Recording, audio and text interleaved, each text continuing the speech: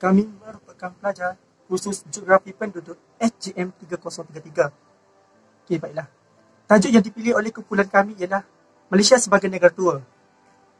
Secara realitinya, isu Malaysia menuju ke negara tua bukanlah satu rekaan semata-mata. Malah, bagi status negara membangun, ianya adalah suatu mimpi ngeri yang perlu dielakkan. Bermula saat ini, Malaysia hanya mempunyai tempoh 10 tahun lagi untuk menuju kepada negara tua pada tahun 2030. Sedar atau tidak, kita hanya mempunyai tempoh yang amat singkat untuk menempuh kepada negara tua berbanding dengan negara lain seperti Republik Korea 13 tahun, Thailand 13 tahun, Singapura 14 tahun dan Jepun 14 tahun. Malah, sekiranya kita gagal mengatasi masalah ini, dikhawatiri kita akan berdepan dengan pelbagai cabaran di masa akan datang. Malah, yang lebih teruk lagi, dianya akan menggugat kestabilan ekonomi, politik dan sosial di negara kita. Sehingga hari ini, tiada istilah khusus berkaitan negara tua. Namun, terma dari PPB telah menjelaskan mengenai negara tua, iaitu negara yang didiami oleh golongan warga emas yang berumur 60 tahun ke atas. Warga emas ini mencapai 15% daripada jumlah keseluruhan penduduk di negara tersebut. Status negara tua juga berkait rapat dengan isu penuaan penduduk di sesuatu negara. Di Malaysia, purata jangka hayat penduduk adalah sebanyak 74.7 tahun bagi setiap penduduk. Berdasarkan piramid penduduk yang direkodkan pada tahun 1980 hingga 2020, dapat dilihat bahawa berlaku peningkatan golongan warga emas. Ini menunjukkan bahawa isu negara menuju kepada negara tua bukanlah isu rekaan semata-mata. Mengikut statistik sehingga 2020, jumlah warga emas di negara kita ialah kira-kira sebanyak 3 juta penduduk, iaitu kira-kira 10% daripada jumlah keseluruhan penduduk di negara kita, iaitu sebanyak 32 juta penduduk. Populasi negara Malaysia dalam anggaran 11 tahun akan datang dijangka meningkat kepada 38.8 juta, iaitu 5.8 juta daripada jumlah keseluruhan tersebut adalah warga emas. Negeri Sarawak merupakan negeri yang paling ramai penduduk, iaitu kira-kira 11% populasinya adalah warga emas. Jadi, hal ini memaksa kerajaan Malaysia mengambil tindakan yang sewajarnya bagi mengatasi masalah ini. Kerajaan juga perlu menyediakan prasarana dan subsidi yang secukupnya bagi setiap individu yang tergolong dalam golongan warga emas di negara kita. Terdapat beberapa faktor yang mempengaruhi perubahan struktur demografi penduduk di Malaysia. Perubahan struktur demografi di Malaysia ini dipengaruhi oleh perubahan kadar kesuburan dan perubahan kadar kematian penduduk di Malaysia. Menurut Jabatan Perangkaan Malaysia dalam laporan Perangkaan Penting Malaysia menyatakan bahawa tahap kesuburan rakyat Malaysia telah menurun, di mana 1.9 orang anak pada tahun 2017 telah menurun kepada 1.8 orang anak pada tahun 2018. Kadar ini berada di bawah paras penggantian, iaitu 2.1 orang anak atau purata bilangan bayi yang dilahirkan oleh seorang wanita sepanjang tempoh reproduksinya adalah tidak mencukupi untuk menggantikan dirinya dan pasangannya. Hal ini dikatakan demikian kerana faktor peningkatan taraf pendidikan khususnya bagi golongan wanita.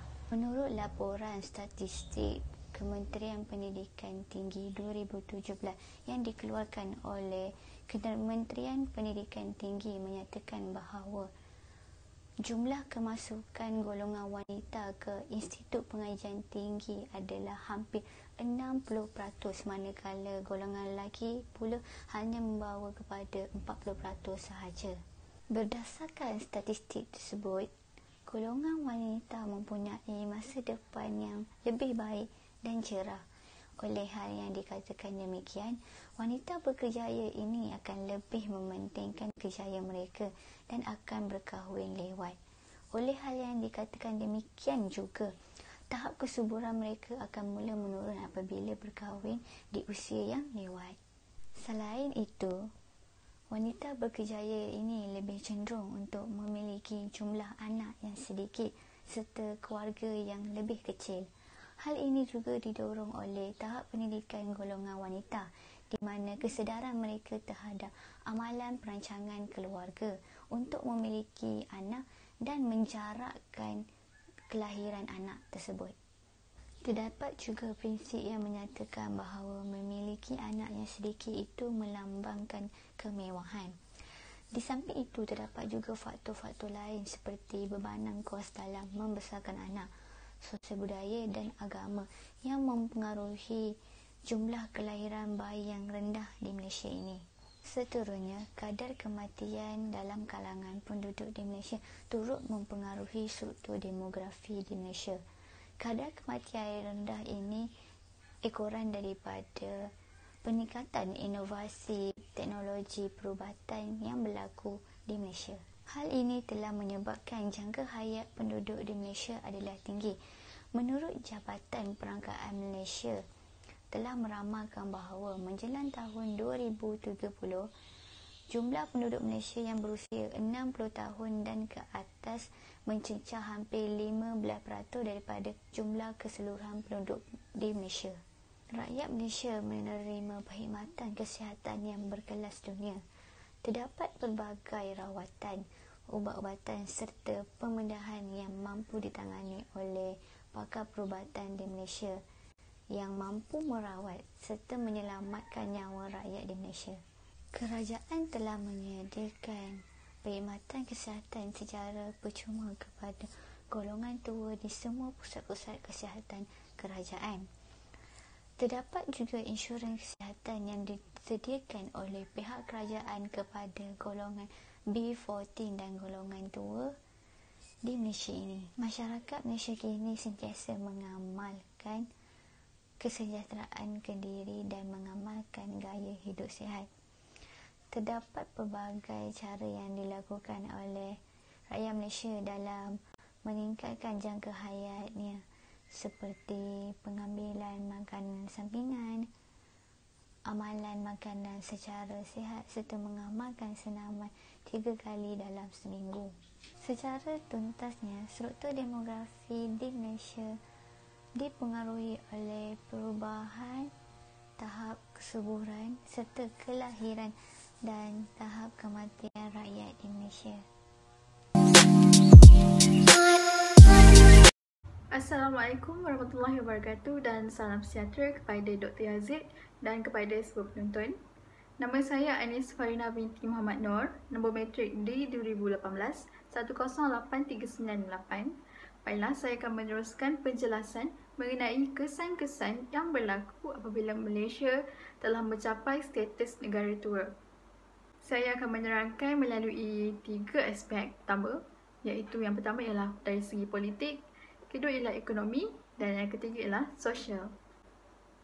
Hadirin yang dihormati sekalian, isu politik di Malaysia apabila ingin dibicarakan adalah satu perkara yang amat digemari dan hangat diperdebatkan. Jadi, apabila timbulnya pernyataan bahawa Malaysia akan mencapai status negara tua pada 10 tahun yang akan datang, maka timbulnya persoalan adakah penuaan penduduk ini memainkan peranan penting dalam politik negara pada masa akan datang.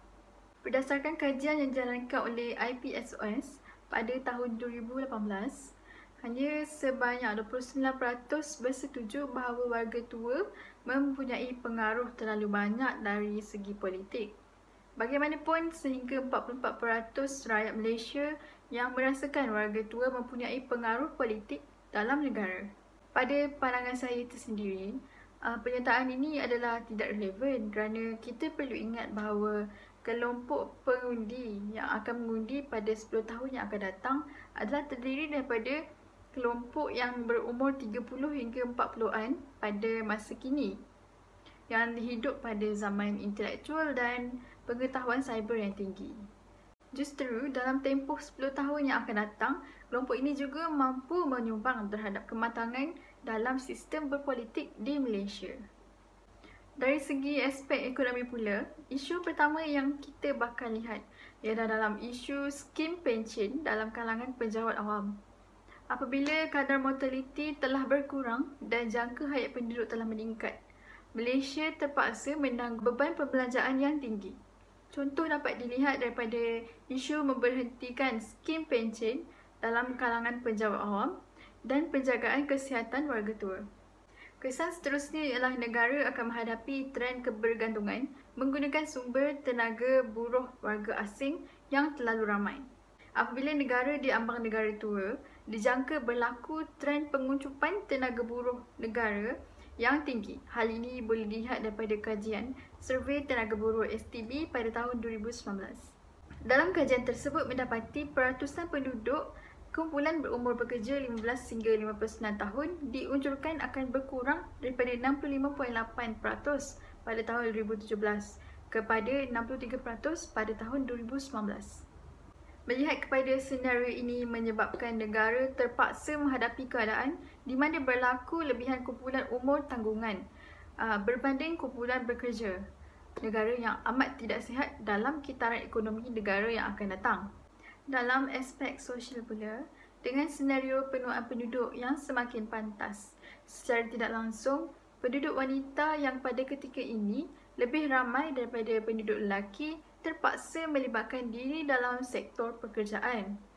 Berdasarkan statistik semasa, dianjurkan sebanyak 55.2% daripada 15.2 juta orang tenaga buruh negara adalah disumbangkan oleh penduduk wanita. Bukti yang kita boleh lihat dalam kajian kadar kesuburan jumlah penduduk KKJ yang merujuk kepada kebolehmampuan seorang wanita semasa umur subur di antara 15 tahun hingga 49 tahun adalah menurun, iaitu di antara nilai unjuran 1.9 sehingga tahun 2030. Oleh itu, secara tidak langsung, kadar kelahiran baru dalam negara menurun walhal kadar jangka hayat penduduk meningkat dengan mendadak. Impaknya apabila penduduk wanita dikehendaki untuk bekerja, masalah kesuburan dan isu pembentukan keluarga turut terjejas. Kesimpulannya, apabila Malaysia telah mencapai status negara tua, ianya akan memberi kesan dari segi politik, ekonomi dan sosial. Sekian sahaja daripada saya, sehingga berjumpa lagi. Pertubuhan Bangsa-Bangsa Bersatu menyatakan bahawa warga emas di Malaysia akan berganda daripada 7% kepada 14% dalam masa 28 tahun sahaja berbanding dengan Sweden yang mengambil masa 112 tahun untuk melakukan perubahan yang sama. Mengikut unjuran PBB, Malaysia akan mencapai status negara tua pada tahun 2030 apabila jumlah penduduk yang berumur 60 tahun ke atas mencapai 15% daripada jumlah penduduk. Jelaslah bahawa Malaysia semakin menghampiri untuk menjadi status negara tua. Oleh itu, pelbagai langkah perlu diambil untuk membuat persediaan sebagai menghadapi Malaysia sebagai negara tua. Langkah pertama, kerajaan perlu meningkatkan perkhidmatan kesihatan kepada warga tua. Warga tua perlu diberikan rawatan secara percuma ataupun dikenakan kadar bayaran yang lebih rendah di klinik ataupun di hospital. Hal ini kerana mereka merupakan golongan yang lebih kerap ke hospital atas urusan pemeriksaan kesihatan dan mengambil ubat. Langkah ini boleh mengurangkan kos perbelanjaan yang ditanggung oleh warga tua. Selain itu, kerajaan juga perlu menyediakan jururawat khas untuk menjaga warga emas. Dengan ini, warga emas akan merasa mereka lebih dihargai. Kerajaan juga boleh membina hospital ataupun klinik di luar bandar. Inisiatif ini bagi memudahkan akses untuk mendapatkan rawatan bagi warga tua. Selain itu, kerajaan juga harus menyediakan lebih banyak rumah yang menempatkan warga emas yang malang dan tidak terbela supaya kehidupan mereka lebih terjamin. Rumah yang dibina mestilah sesuai dengan warga emas seperti kawasan yang luas, berhampiran dengan taman dan dilengkapi kemudahan kesihatan. Rumah yang disediakan ini perlu diberikan secara percuma dan didiami oleh beberapa warga emas untuk menjadikan suasana yang lebih ceria dan menarik. Reka bentuk rumah tersebut haruslah moden dan tidak membosankan. Ini sedikit sebanyak dapat membantu warga emas dalam menempuh kehidupan harian mereka. Langkah seterusnya, kerajaan perlu meningkatkan peluang pembelajaran sepanjang hayat. Kerajaan perlu mempromosikan pembelajaran sepanjang hayat melalui media cetak ataupun media elektronik kepada golongan warga tua. Sebagai contoh, latihan semula untuk kejayaan kedua selepas persaraan seperti warga emas boleh belajar tentang kraf tangan. Kerajaan perlu memperluaskan projek pembelajaran sepanjang hayat melalui kerjasama NGO, swasta dan komuniti. Kerajaan juga perlu menaik taraf infrastruktur berkaitan pembelajaran sepanjang hayat agar lebih mesra warga emas. Seterusnya, kerajaan perlu menggalakkan amalan perancangan untuk hari tua. Amalan perancangan untuk hari tua seperti amalan menabung dalam generasi muda untuk kegunaan di usia tua. Menggalakkan pekerja meningkatkan jumlah peratus sumbangan dalam KWSP untuk diri dan pasangan yang tidak bekerja. Dengan cara ini, kehidupan di hari tua akan lebih sempurna dan tidak menghadapi masalah kewangan.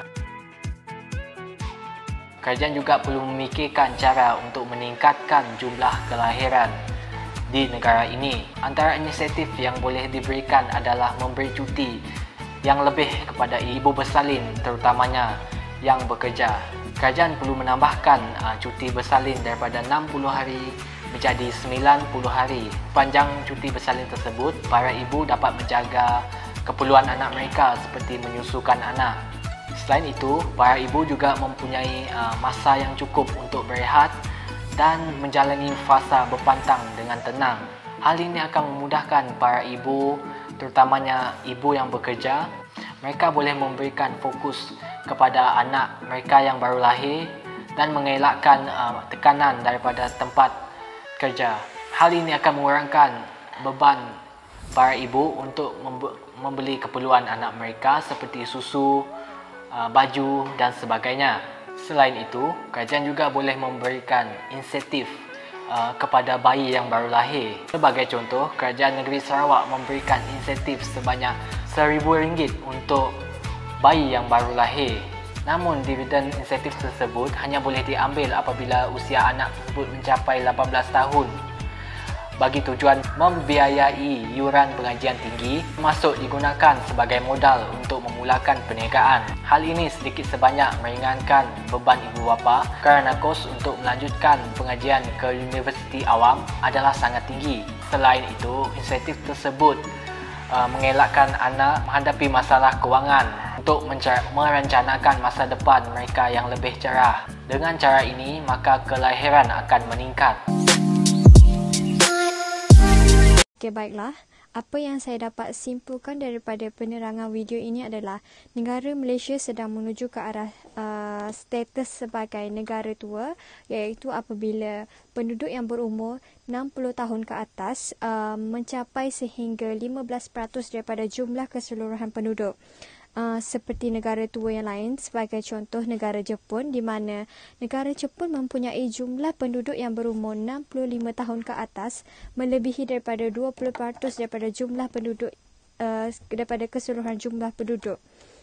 Negara Malaysia dijangkakan akan mencapai status sebagai negara tua pada tahun 2030, di mana hanya mempunyai baki tempoh sebanyak 10 tahun lagi. Dan terdapat pelbagai faktor yang mempengaruhi perkara sebegini untuk berlaku. Antara faktor yang mempengaruhi perkara sebegini berlaku adalah di mana kadar kelahiran yang menurun serta kadar kematian yang menurun, sehingga menyebabkan berlakunya peningkatan jangka hayat yang di mana didorong oleh pelbagai faktor seperti peningkatan taraf hidup, peningkatan taraf kesihatan, amalan gaya hidup yang sihat dan sebagainya, di mana menyebabkan peningkatan jangka hayat penduduk di Malaysia. Tidak dinafikan bahawa peningkatan jangka hayat penduduk di negara Malaysia merupakan satu pencapaian yang baik. Walau bagaimanapun, ia akan mendatangkan kesan negatif kepada negara jika kerajaan tidak menyusun langkah, tidak menyediakan persediaan dalam menghadapi situasi sebegini. Antara cabaran serta kesan negatif yang bakal ditempuhi oleh negara Malaysia adalah peningkatan dalam kos perbelanjaan negara. Jumlah perbelanjaan negara akan meningkat kerana kerajaan perlu menambah dalam peruntukan bagi wang pencen KWSP serta perlu menambah peruntukan dalam kos kesihatan warga emas di mana kerajaan perlu menyediakan fasiliti serta perkhidmatan bagi warga emas. Selain itu, negara juga akan menghadapi masalah seperti bergantung terhadap tenaga buruh asing dalam pelbagai sektor serta jenis pekerjaan kerana kekurangan tenaga buruh iaitu golongan muda. Oleh itu, negara Malaysia perlu mengambil langkah dalam mencontohi negara tua yang lain bagi menghadapi status sebagai negara tua. Sebagai contoh, penyediaan dalam menyediakan kebajikan bagi warga emas. Antara kebajikan yang boleh diberikan kepada warga emas adalah pihak kerajaan perlu meningkatkan perkhidmatan kesihatan bagi warga emas, meningkatkan jumlah rumah orang tua serta meningkatkan peluang pembelajaran sepanjang hayat serta menggalakkan amalan gaya hidup yang sihat dalam kalangan masyarakat agar warga emas ini akan kekal sihat serta produktif bagi negara sekaligus akan menyumbang pendapatan kepada negara selain daripada bergantung kepada golongan muda seperti pengutipan cukai dan sebagainya. Dengan ini, warga emas akan dapat berdikari serta dapat membantu dalam pendapatan negara selain daripada menerima peruntukan daripada kerajaan. Dalam kerajaan menjaga kebajikan warga emas, pihak kerajaan juga perlu cakna dalam meningkatkan jumlah penduduk agar golongan muda terus-menerus mencukupi dari semasa ke semasa. Antara langkah yang boleh diambil oleh kerajaan untuk meningkatkan jumlah penduduk adalah dengan memberi insentif bagi bayi yang baru lahir serta menambah cuti bersalin bagi ibu yang bekerja. Kesimpulannya, jika dilihat, negara Malaysia merupakan negara yang membangun di mana tidak mempunyai kekuatan ekonomi serta kepakaran teknologi yang sebagaimana yang dimiliki oleh negara tua yang lain, contohnya sebagai negara Jepun. Oleh itu, negara Malaysia perlu lebih bersedia dan lebih cakna dalam mengambil langkah untuk menghadapi situasi atau menghadapi status sebagai negara tua kelak, terutama sekali dalam menyediakan infrastruktur fizikal serta peruntukan kewangan yang mencukupi agar masa depan negara Malaysia menjadi lebih cerah serta harmoni walaupun berstatus sebagai negara tua. Sekian, terima kasih.